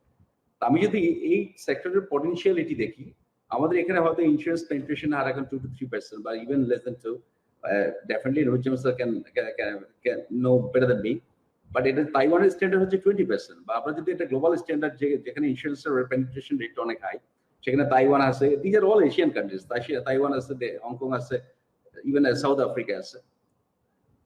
এইসব আমরা এটাকে যদি 2% থেকে যদি বা 1% থেকে যদি 5%, 10% চলে যায়, তাহলে আমরা চিন্তা করে দেখি ইন্স্যুরেন্স সেক্টরের বিজনেসের ভলিউমটা কত হবে এবং এই বিজনেসটাকে রান করার জন্য কত পরিমাণ লোক অ্যাবজর্ব করতে পারে এই ইন্ডাস্ট্রিগুলি। তো এই প্রেক্ষাপট থেকে আমার কাছে মনে হচ্ছে ইন্স্যুরেন্স ইন্ডাস্ট্রি একটা অনেক বড় ইন্ডাস্ট্রি, আমাদের অনেক কেরিয়ার অপরচুনিটি আছে। যেই পজিশনস গুলির কথা বললাম, সিইও হতে শুরু করে বা ম্যানেজিং ডাইরেক্টর হতে শুরু করে, রিস্ক ম্যানেজার, ক্লেমসে কাজ করা, এজেন্টে কাজ করা, আন্ডাররাইটিং এ কাজ করা, অ্যাকচুয়ারিতে কাজ করা, অনেকগুলি পজিশন আছে। যে সকল পজিশনগুলিতে আমরা কি করতে পারি, আমরা যারা বিজনেস গ্রাজুয়েট আমরা আমাদের ক্যারিয়ার ডেভেলপ করতে পারি। তো আমার বিশ্বাস আমাদের আজকের এই নুরুজ্জামান স্যারের আলোচনা থেকে আমাদের ছেলেমেয়েরা, আমাদের ছাত্রছাত্রীরা একটা ক্লিয়ার আন্ডারস্ট্যান্ডিং পেয়েছে আসলে ইন্স্যুরেন্সটাকে, ইন্স্যুরেন্স ক্যারিয়ারটা কোন কোন সেক্টরে হতে পারে এবং কোথায় আমাদের ক্যারিয়ার আমরা বিল্ড আপ করতে পারি। এবং ওনার কথা থেকে আমরা কিছু আন্ডারস্ট্যান্ডিং পেয়েছি যেটা আমাদের ছেলেমেয়েদের অনেক কাজে দিবে, যে তাদের ফিউচার ক্যারিয়ার ডেভেলপমেন্টের ক্ষেত্রে তাদেরকে অনেক হেল্প করবে। আর আমি আর সময় নিচ্ছি না, আবার ডেফিনেটলি আমি যদি মিস করছি নুরুজ্জামান স্যারের কথা, আমাদের ছাত্রছাত্রী যারা পার্টিসিপেন্ট বা অডিয়েন্সেস আজকে আছে তারা শুনেছে এবং এই কথাগুলিকে তারা হৃদয় দিকে নিবে। They will get all this words by their heart and they will follow it. এটা যদি জাস্ট একটা সেশন অ্যাটেন্ড করা, it is not like that. আজকের যে ডিসকাশন এখান থেকে একটা টেকওয়ে তারা নিয়ে যাবে এবং তারপর ভিত্তি করে তার পরবর্তীতে যারা ইন্স্যুরেন্স বা ফাইন্যান্সিয়াল সেক্টরে, শুধু ইন্স্যুরেন্স না ফাইন্যান্সিয়াল সেক্টরে কাজ করতে হলে আজকের যে ইনসাইটটা ছিল, যে ডিসকাশনটা ছিল, এটা তাদেরকে হেল্প করবে। আমার বিশ্বাস আমাদের ছাত্রছাত্রীরা এটা ফলো করবে। আর আমি আমাদের ইউনিভার্সিটির পক্ষ থেকে, আমাদের ফ্যাকাল্টির পক্ষ থেকে I am expressing our gratitude and thanks to Mr. Hasan Nurujjaman for being with us. I hope we'll have him again and again, okay, on our campus, okay, in the days to come. And I am inviting you to visit our campus at Ashulia. I hope you'll love it. So all the facilities, the amenities are over here for our students and for the corporate side. And we regularly invite all the corporate individuals to our campus and to explore our campus and to work with us. So with these few words, I would like to conclude here. Thank you so much. Thank you so much, sir, for your thought-provoking words. Before wrapping up the session, let me just thank all the participants over here. Thank you so much for joining and making these events successful. And I would like to thank our honorable speaker, our honorable session chair, and special guest, and overall our beloved student. This session was for you guys, and I believe you have gathered some new knowledge today. And the way our Dean sir has said that we have got some takeaway from this session.